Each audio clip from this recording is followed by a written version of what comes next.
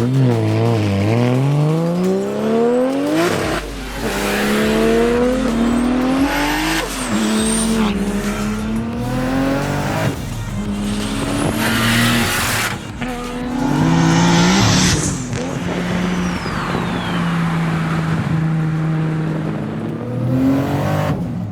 right, you guys, welcome back to the show. My name is Marcus, this is Roads Untraveled, and this right here, this is what I would call a robust build. This is a complete build, a very well thought out build, and a build that the owner, David, who we will talk to in this video, has spent the last 10 years of his life building and driving this car and enjoying this car. So it's an 89, it's an R32 GTS-T, it is not a GTR, although it does have the GTR front grille up there.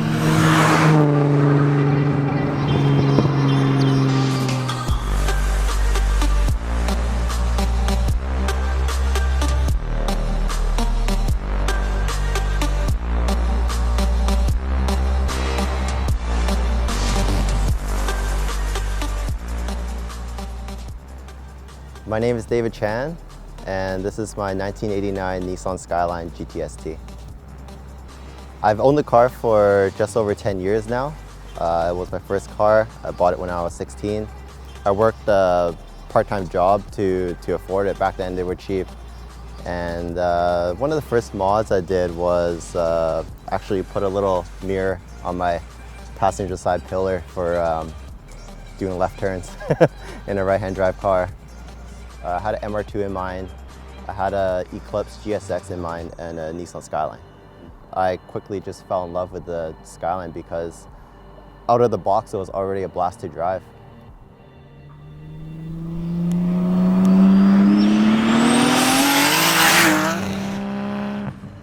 David, having bought this Skyline 10 years ago, probably paid a couple of dollars for it, to be frank with you guys. Because these cars were legal in Canada 10 years before they were in the States. So probably paid a toonie, or maybe a couple toonies for this car, and now 10 years later, it's worth a substantial amount of money. And people are kind of, you know, properly gauging the worth of Skylines now, which is kind of nice.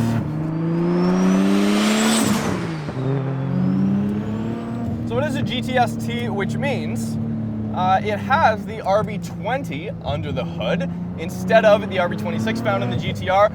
But wait, this does not actually have the RB20 in it. It has been swapped to the RB25, which was obviously out of either the R33 or the R34 GTTs. So what you get is half a liter more of displacement, you get a bunch more torque, and you get a much more robust bottom end from which to build your tuning platform from, which is exactly what David's done. This car's running about 450 wheel horsepower, which in this Skyline's case, because it does not have that front differential, probably has a little bit less drivetrain loss.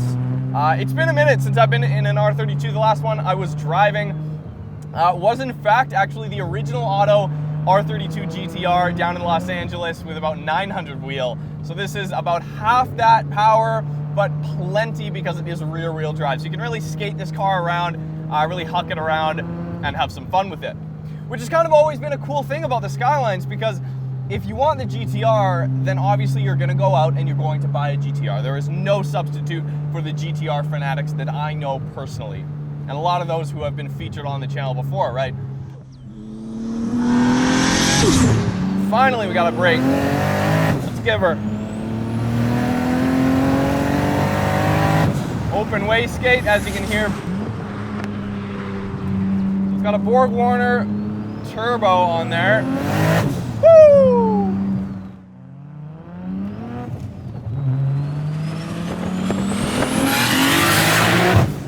Holy shit.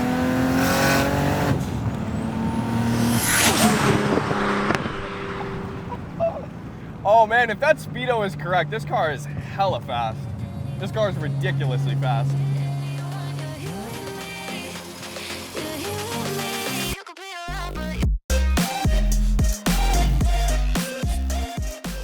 Over the course of 10 years, pretty much every winter I would do like a big upgrade or a big project on it. I built this car to be a functional street car. For example, the front splitter Obviously, it's kind of useless on the street because it's, you know, meant for aerodynamic purposes. But it's actually chassis mounted and rigid to the frame of the car. I try not to take any shortcuts when building this car because it is my first car, and being in the automotive trade, like turning wrenches, all I've done is just service vehicles. But with this car, it kind of taught me how to modify cars and kind of learn everything off by myself because they don't teach you that in school.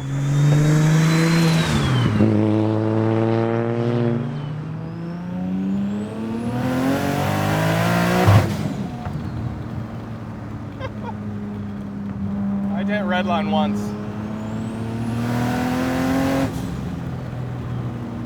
Oh my God, it's so loud. It is so loud. This is why when we're filming, you guys, we have to like get in and get out like so quickly because people get...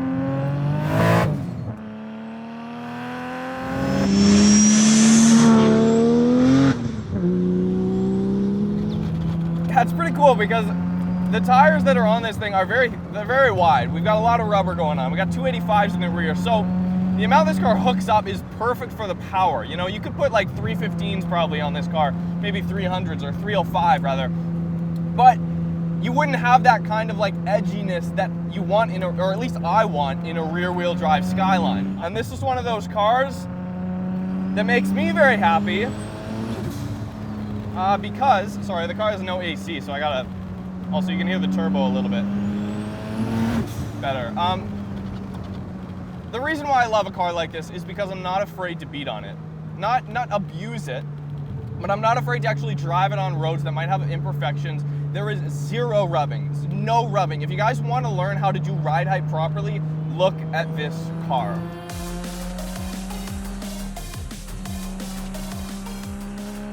One of my favorite modifications on this car is the wide body kit that I put on. It's off a S13 240SX, and it's a Rocket Bunny V1 kit. I have vented fenders and GTR quarter panels. I modified the flares to fit with the vented fenders and the quarter panels, and I believe the car as a whole looks really good with the wing and the splitter put together. I'd like to mention that the bottom end is still factory.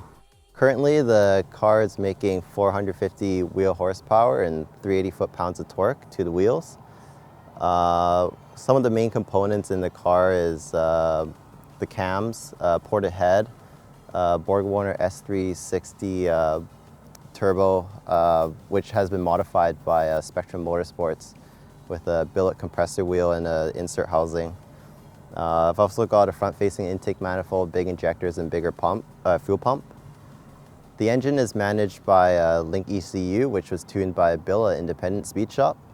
So Bill was like, dude, this car wants to go more. And I was like, no, it's got a stock bottom end, man.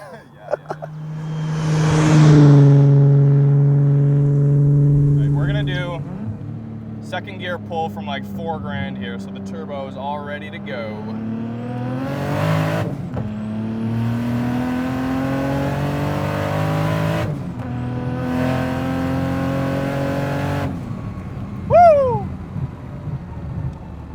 It spools up really quick once you get right back on throttle after a shift. Really, really responsive. And all of the cars that I've driven, especially around the lower mainland, that have really nice turbos like this have mostly been built by Spectrum Motorsports. I've never experienced their work other than the cars I've driven. I've never had a car with Spectrum Motorsports parts, but like all their turbos that I've experienced, Jeff's 240 and like all these other cars, a couple Supras, that have these billet turbos and stuff are so good, so good. Oh my God, this car sticks. Oh yeah, yeah, this car sticks. Plenty of rubber, plenty of rubber.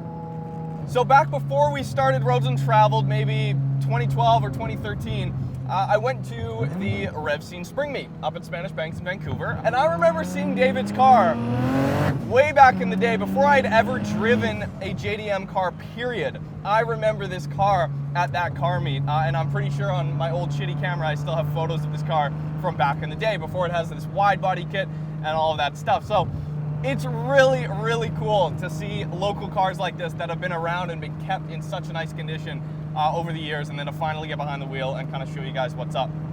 So if you're in the Vancouver car scene, I would not be surprised if you've seen this car on social media or at car shows before. And now you can be rest assured that yes, in fact, this is actually a driver's car and not just a show car. Oh my God, it's just the best. I built this car with the main purpose of functionality in mind. All the footwork and everything has been redone. Every wheel bearing, every ball joint, bushing is all brand new. Every bushing is polyurethane and aluminum. Every control arm is adjustable and boxed where they should be. The car is equipped with S14 rear subframe, which I've reinforced with a GK Tech kit. The rear differential is a Z32 VLSD shimmed to perform like a 1.5 way, and it's mated with the subframe through aluminum bushings, which gives it a really rough and clunky, loud ride. So in the interior, I have bride seats up front. Driver's side is a fixed bucket, and passenger side is reclinable. I have a Nardi personal steering wheel and HKS roll bar, which I've custom painted. This car is pretty sentimental to me and my wife. I got the car when I was 16, and I started dating her when I was 16 as well. And eventually we had this car on our wedding day as well. Cans behind it? Cans, no. No, I didn't tie cans to it, but I had ribbons kind of stuck all over the car. When I first started modifying my car, I had an imagination of creating a fast and unique street car. Something that would be so different and stand out from the rest. Most of the modifications I did were not commonly done on these cars. It took a lot of thinking outside the box, creating things and just doing what no one has really done to make this imagination come to life. Yes, the car is a blast to drive. It's rewarding to enjoy what you've built, but the best part about it was the building process. It's taught me so much as a mechanic, and I don't think it could represent me any better. People around town barely know me by who I am, but for what I drive. So the RB25 pretty much has most of the great characteristics of the RB26, just with a little bit less of that GTR tax, so to speak, on the parts you're going to be buying and the upgrades and the aftermarket support, right? It spools up fairly quick, but it's still got enough lag where it makes it really, really fun. There's nothing better, you guys, than the sound of a turbo spooling up on an RB or 2J engine. There is nothing better. That is what this channel was built on, and that is what makes me the most happy. So easy to heel toe. The steering rack is incredibly quick.